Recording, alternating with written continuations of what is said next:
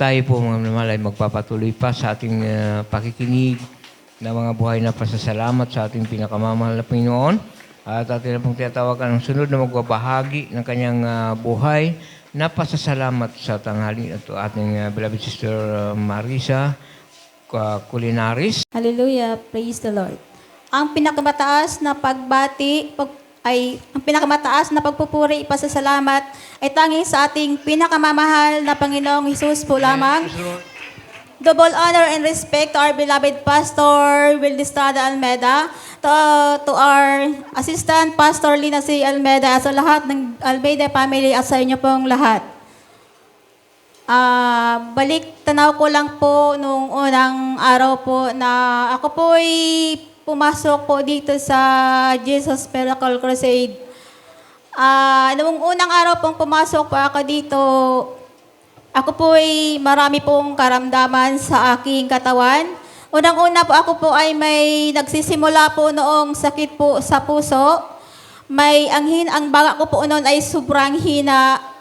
At ang high blood ko po noon ay grabe po talaga. Kahit itlog po noon, hindi ko po makain kasi sumasama po yung pakiramdam ko pag ako ay nakakain na kung ano man pong bagay na nakakadagdag po ng aking dugo. At dahil po sa napakarami pong gamot na aking iniinom po noon, ang buo ko pong katawan noon ay nagkaroon po ng maraming nagnanaknak na sugat na nangingitim po ang buo kong balat, simula po ulo hanggang paa. Dahil po yung mga gamot na iniinom ko po talaga ay hindi ko na po talaga kaya. Madalas po noon, pag nagpapacheck po ako sa doktor, kasi pabalik-balik po ako, nagre-reklamo po ako noon sa doktor kasi yung gamot po na iniinom ko, pinapapalitan ko po sa kanya kasi hindi ko na po talaga kaya, mga kaibigan. Ang ginagawa niya po, pinapalitan niya po yung mga gamot kasi allergic po ako noon sa gamot na pumapasok po sa aking katawan. Ang nangyari po noon, mga kaibigan, ako po'y umiiyak na sa gamot kasi pag pumupunta po ako dito sa sentro po ng Salog, sinasabihan po ako noon na may sakit daw po akong kuyap. Nakakadiri na daw po yung aking balat. Kaya paminsan po hindi na po ako lumalabas. Nagkukulong po ako lagi sa bahay. Kasi ako po noon talaga yung nangihina po ako, hindi po ako makapagtrabaho. Hindi po ako makagawa kahit ako po pagkain ko, hindi po ako makapaglaba. Kahit po anong trabaho, hindi ko po talaga na magawa kasi sobrang pong sakit na aking nararamdaman. Nang pumasok pa ako dito, kung hindi po ninyo nahalata, ang buko pong katawan ay naninilaw na po, pati po ang aking mata. Naninilaw po noon. Kung hindi po ninyo nahalata, may ginagawa lang po ako sa aking sarili, kaya hindi po nahalata ng sino bang pong makakita sa akin nung naninilaw po ang sarili ko. Pag tinitingnan ko po noon ang aking mata, nadidispaya po ako kasi yellowish na po talaga ang aking mata po noon. Pero nang mapunta po ako dito sa Jesus Miracle Crusade, dito po ako nakatagpo ng kagalingan na bagamat wala po akong gamot na ininom, ako po ay nakaranas po ng kagalingan po talaga, mga kaibigan.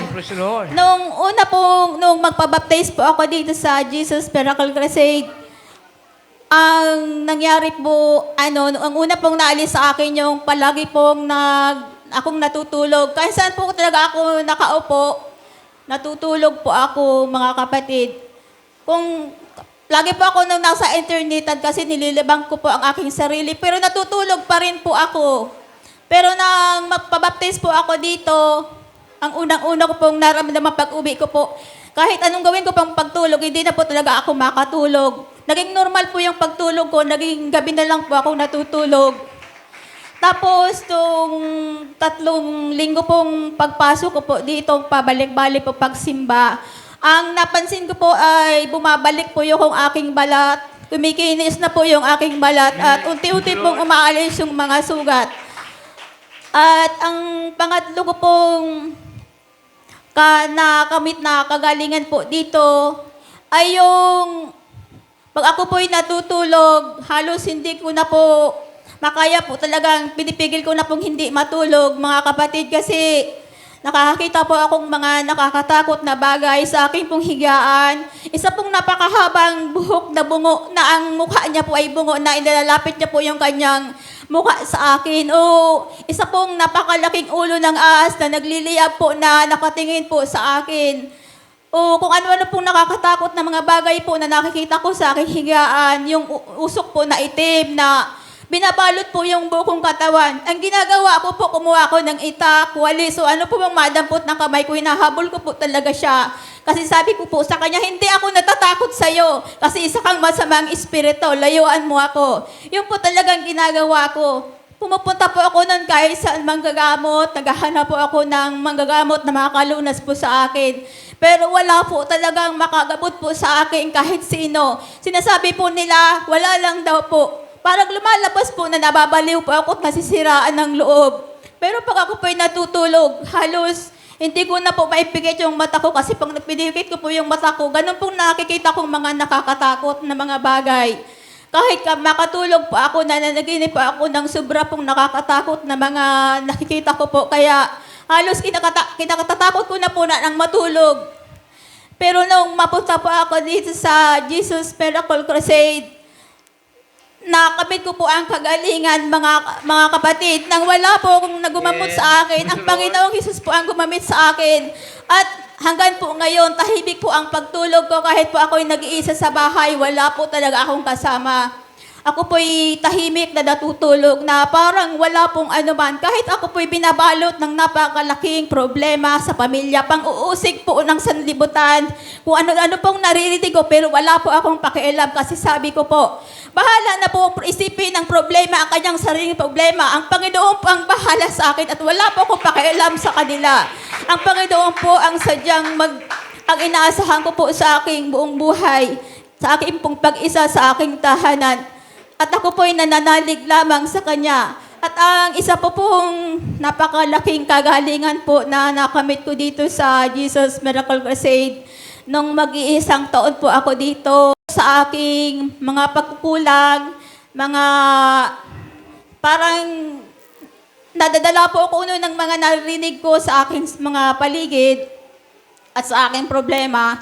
Parang linggo na lang po ang nakakadulo dito. At parang nakakaramdam po ako ng pagkatamad. Kaya inatake po ako noon ng matindi pong sakit na sa puso. Talagang lumala po talaga siya, mga kapatid. Doon ko po naranasan na halos hindi na po ako makalakad. Hindi na po ako makagalaw sa akin. Nakaupo na lang po ako, inaakyat ko po yung paa kasi hindi ko po talaga hindi ko na po magalaw yung mga paa ko pong dalawa. At sabi po ng aking mga anak, dadalhin daw po ako sa doktor. Sabi ko po, ayaw ko. Kasi alam ko na po kung saan ako dadalhin. Daw po ako dadalhin sa Trodi ko. Kasi ayaw po ako ditong tanggapin sa sagawa. Pag pupunta po ako sa infirmary, sasabihin po nila dadalhin ako sa Naga, sa Trodi ko daw. Pag pumunta pa ako kay doktora magsumbol, ganun din po ang kanyang sabi. Kaya sabi ko, hindi po ako magpapadala sa hospital. Alam ko po kung saan ako dapat pumunta kasi yun po ang lumalabas sa aking puso at isipan. Pagbabalik po ako dito sa simbahan. Kaya nang tumawag po sa akin yung isa pong sister dito, nagbakaawa po ko sa kanya na ibalik ako dito. Kasi yung mga anak ko, wala po ako sa kanilang mahihita na ibalik po ako dito. Kaya nagmakaawa po sa kanyang ibalik ako dito, tulungan niya ako makabalik dito sa simbahan. At nang makabalik po ako dito sa simbahan, ano ko po noon, nagpalians pa po ako dito. Pag umaga po noon, naigalaw ko na po yung aking paa, nakakalakad na po ako ng paunti-unti. At nang sa loob na ikatlong araw po, nung pangalawa ko pang palians po ay talagang gumaano po yung aking mga paa, naigalaw ko na po talaga. At nang ako po ay makatapos mag-ayuno po sa loob ng 3 araw, bagamat medyo may mali po doon sa pag-aayuno kasi hindi ko po talaga alam kung paano yung pagtamang pag-aayuno. Pero nakaplang ko po yung kagalingan na wala po talaga akong ininom na gamot, mga kapatid. Ako po talagang gumaling sa sakit sa puso nang wala po akong iniinom na gamot. Ang tangi pong gamot ko, sinasabi ko po, ang gamot ko po na number 1 ay aking Panginoon. Ang aking pong pananalig 100% na ako po'y pagagalingin niya sa lahat po ng aking mga karamdaman po sa aking katawan. At ako po'y umaasa ng lahat po ng aking karamdaman ay tuluyan po itong mawala. Pagdating po ng mga araw, sa kahit ano man po pabalik-balik ko po dito, hindi po ako magsasawa. Gumaling lamang po ang lahat ng aking karamdaman sapagkat hindi ko po talaga kaya ang magpa-doktor kasi allergic po talaga ako sa gamot. Hindi ko po kaya ang mag-inom ng marapakaraming gamot. At hanggang dito na lang po ang aking pasasalamat. Maraming salamat po sa ating Panginoong Hesus po. Sa pinagpalang buhay na pasasalamat sa ating pinakamamahal na Panginoon, isa pang buhay na palakpak para sa ating pinakamamahal na Panginoon. Amen. Praise the Lord. Yan po minamahal ang kanyang natamong pagpapala sa ating pinakamamahal na Panginoon. Praise the Lord. Kaya po minamahal. Hallelujah. Malinaw na malinaw. Amen. Na ang nais ng ating pinakamamahal na Panginoon, tayo po minamahal ay huwag magsasawa na maglingkod sa Kanya. Hindi lamang upang gumaling yung ating karamdaman, kundi hindi po tayo nagsasawa pabalik-balik minamahal sa paglingkod sa ating pinakamamahal na Panginoon, sapagkat ang ating after dito minamahal ay ang pangako ng Diyos na langit at buhay na walang hanggan. Amen. Kahit pagalingin ka ng karamdaman mo, kahit hindi minamahal, ang mahalaga ay ang pangako ng Diyos na langit at buhay na walang hanggan sa atin. Amen. Sapagkat si Apostol Pablo po minamahal, siya ay apostol, mayroon siyang karamdaman na hindi gumaling. Kaya nagtanong siya sa ating pinakamamahal na Panginoon, bakit yung aking pinapatungan na aking kamay ay gumagaling, datapat ako hindi mo lubos na pinapagaling? Ano ang sabi ng ating pinakamamahal na Panginoon? Pablo, hindi pa ba sapat sa iyo nang iyong pangalan ay nasulat na sa aklat ng buhay?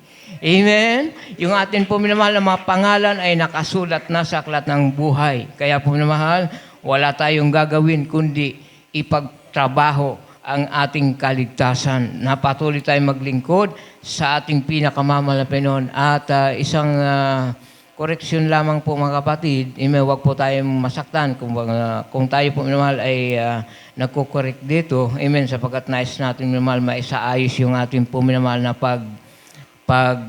sasalita minamahal. Huwag po nating sasabihin na tayo'y pumasok dito mga kapatid. Amen. Sapagkat hindi po tayo dito pumasok, kundi tayo po minamahal ay tinawag ng ating pinakamamahal na Panginoon. Sapagkat kung saga ng ating minamahal, tatanungin tayo, papasok ka ba dyan sa born again? Sasabihin natin, ayaw natin. Amen?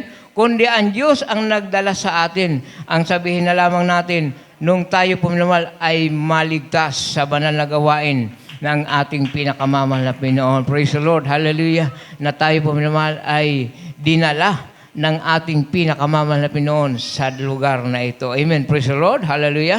At tayo po minamahal ay sama-samang magpupuri sa ating pinakamamahal na Panginoon sa oras na ito sa pamagitan ng mga papuring awit handog ng ating mga beloved youth and single choir. Please welcome the Jesus Miracle Crusade International Ministry, the beloved youth and single choir, Salug Outreach.